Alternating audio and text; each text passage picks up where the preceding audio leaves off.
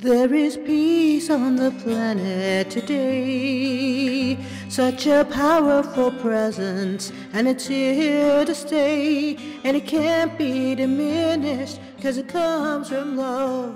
There is peace on the planet today.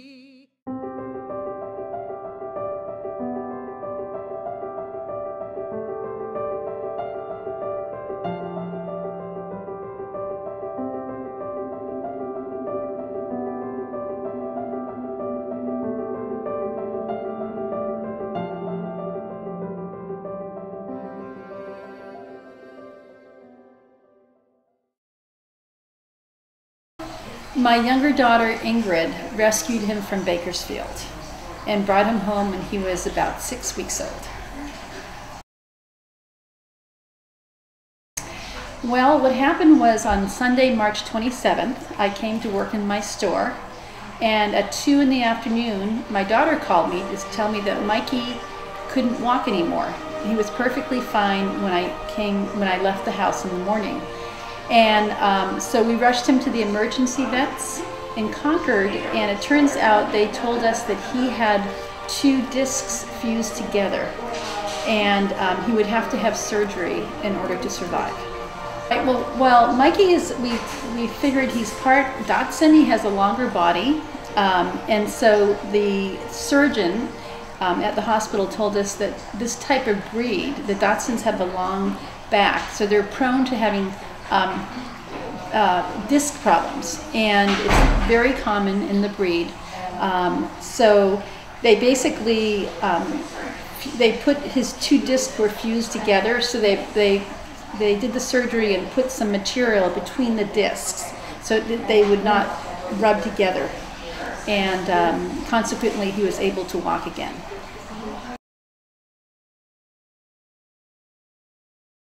Well, when my daughters and I were with the surgeon and he told us it was going to cost $6,000, I basically said, "I'm sorry, we don't have the money."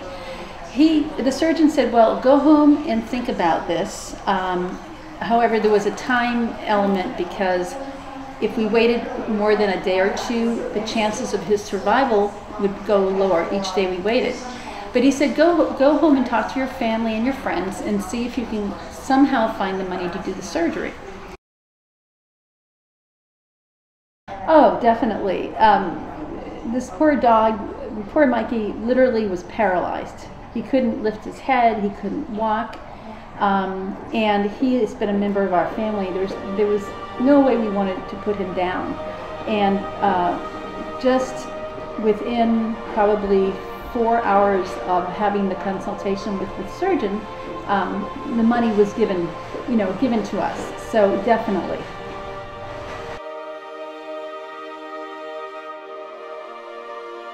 Well, I would say never give up.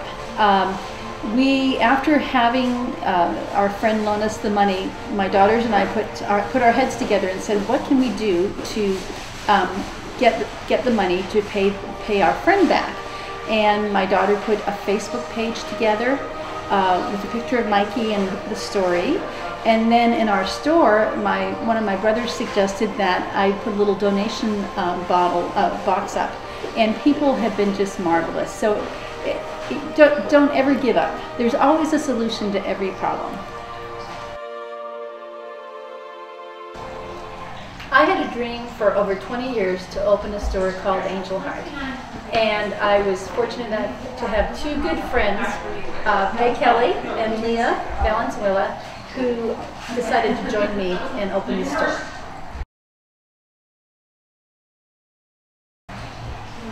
Very unique. It's a spiritual, inspirational. It's got something for everyone. It's one of a kind store. You won't find many of these around. We've gotten comments when people walk in the door, they automatically notice the aroma of our candles, of our incense, our aromatherapy, and everyone says, "Oh, I just come in here to get a good breath of this wonderful positive energy and beautiful fragrances." My name is Judy Davis, and I've been coming to Angel Heart for at least the last 3-4 years. What I love about this store is you come in, you feel so wonderful, you feel fresh about yourself. They have books that you can read. They have all sorts of angels, healing, everything you want to know. I've talked to people here, been interviewed before, and it's just a wonderful store to come to. I recommend the store to anyone who would like to come here and feel better about themselves or help somebody else. What I do is more of the backstage kind of stuff.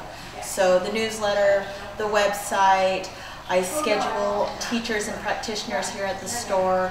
So I kind of get the community together and to participate in the things that we do here at the store. What also makes our store unique is we have wonderful light workers, practitioners, and energy workers, intuitive readers, animal communicators, I mean, you name it. And they're just all of love and of light, and we couldn't ask for anything better.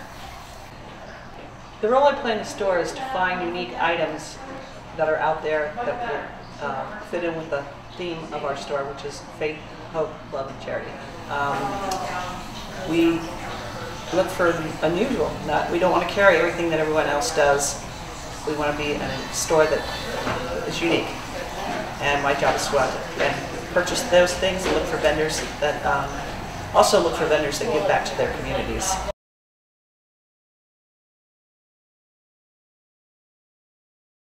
We have an angel fountain in the store, and every 2 months we change the charity. So we have donated lots of money over the last 1.5 years to different charities like the Blind Babies Foundation in Oakland, Meals on Wheels, the Compassionate Friends, and since we've opened the store, we've had actually 4 wishes come true in the fountain.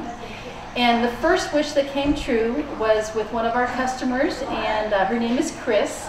And Chris was leaving the store one day, and I said, Chris, don't forget to throw your coin in the charity fountain and make a wish for yourself. And she made her wish and she left the store. And the next week she came back to tell me that when she had made her wish, she wished for abundance. And after she left the store, she went up First Street, bought a scratch-off lottery ticket, and won $350. Amazing. Well, what we have back here, I don't know if you can see it, but we have the intention tree. And what it is we encourage people with wishes, intentions, prayers to go to the tree, write their intention down, and put it in our basket. And every month on the full moon, our practitioner and loving friend, Sandy Ayala, will take all these intentions and burn it under the full moon. And she has said in tears that it has been magical experiences each and every time. So, and I know personally, I've put intentions in there and they've come true, word for word. And I mean, I couldn't have been more blessed. So if you have an opportunity to stop by the store, please stop by the intention tree, write down your intention, your prayer, your wish, and let us know what happens after that. I have my own experience with the intention tree regarding my CD project. And now I've recorded my first CD, Let Their Voice Be Heard, and I have my first CD release concert scheduled on March 25th. It's amazing. Gosh, we have so many classes. We have a ghost class with Donna Raymond. She's wonderful. We have, oh man, it's just so many to mention. We actually have a bereavement group that is held here. Helps people gather with others who have lost loved ones. We have handwriting analysis. We have aura readers. We have, we're hopefully getting a numerologist here quite soon. I mean, just so many things to do here. We've got open houses where we have all of our readers and all of our practitioners here in one space, and you get to choose and get readings from anyone you want, and it's so much fun. It's so much fun. So there's so much to do. Angel Heart for You is located in historic downtown Benicia. We're located at 501 First Street. You can call the store. Our number here is 707-745-2024. We also have a website you can visit. It's www.angelheart4you.net.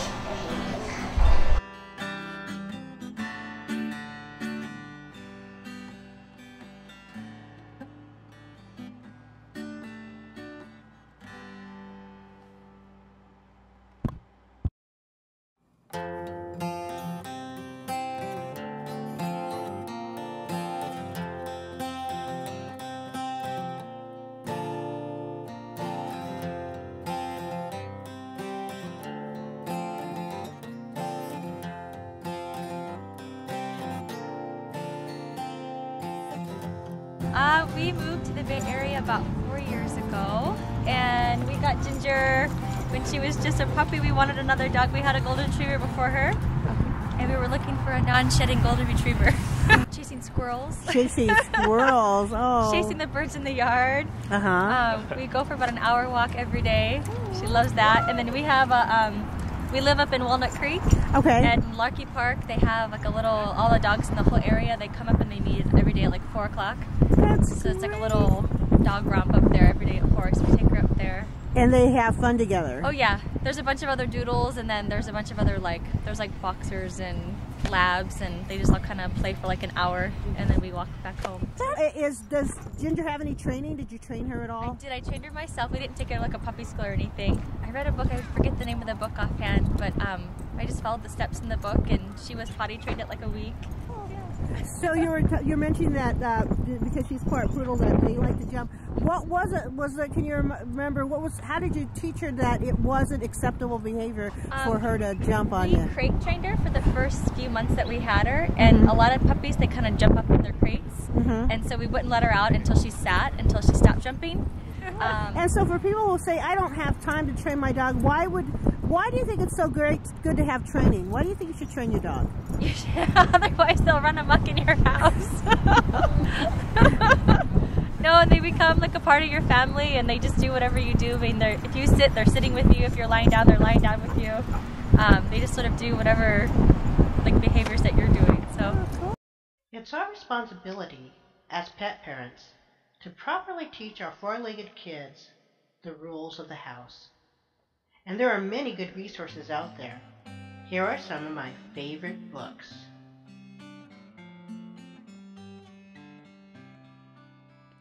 There is peace on the planet today, such a powerful presence, and it's here to stay, and it can't be diminished, 'cause it comes from love.